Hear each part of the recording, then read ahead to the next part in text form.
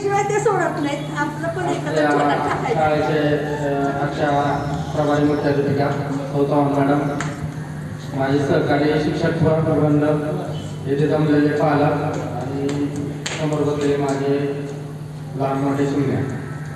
तर आज 14 एप्रिल म्हणजे महामानव, विश्वरत्न, विश्वभूषण,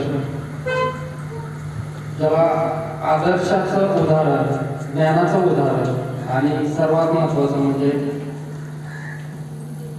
आपल्या आयुष्याचा अर्थ ज्याला कळला आणि आपल्या आयुष्याचा अर्थ ज्याला कळला त्या मानवाने लोकांना आयुष्य म्हणजे काय हे शिकवलं. या महामानवाची आज जयंती.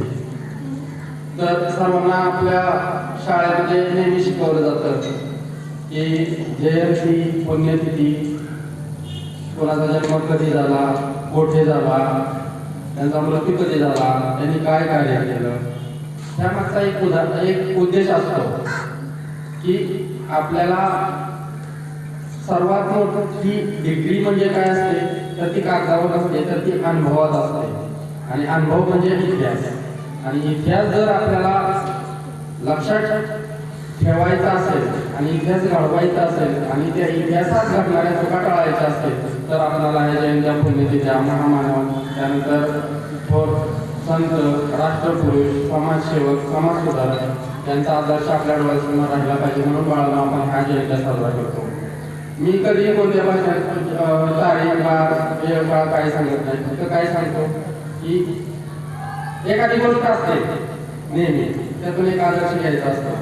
जसं की कोणी असू द्या, छत्रपती शिवाजी महाराजांपासून ते आजच्या या आपल्या डॉक्टर मनमोहन सिंगापर्यंतचे हे जेवढे काही थोर राष्ट्रपुरुष झाले, समाजसुधारक झाले आणि देशाला घडवणारे लोक झाले, त्यांच्याकडून घेण्यासाठी एक गोष्ट नेहमी लक्षात ठेवायची की त्यांच्या आयुष्यामध्ये संघर्ष होता.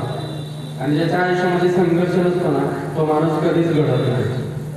मग तो तुम्ही इतिहासापासून घ्या किंवा राजाचे पुत्र असं म्हणतात की छत्रपती शिवाजी महाराजांचा पुत्र छावा झाला संभाजी महाराज.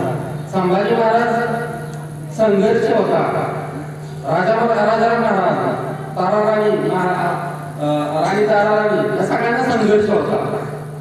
त्यांच्याकडे फक्त किरकोळ असे 8-9, 10-12 वर्षाचा त्यांना स्वराज्य भेटलं होतं. ते पण संघर्ष करून निर्माण करायचं होतं. औरंगजेब बादशाह 150 वर्ष राज्य केलं. त्याची मुलं कुठे गेली? मग त्याला तर 4 मुलं. का नाही घडली ती? कारण त्यांना तो संघर्षाचा काळच भेटला. मग आपल्याला पण त्याचे डॉक्टर महामानव यांना संघर्ष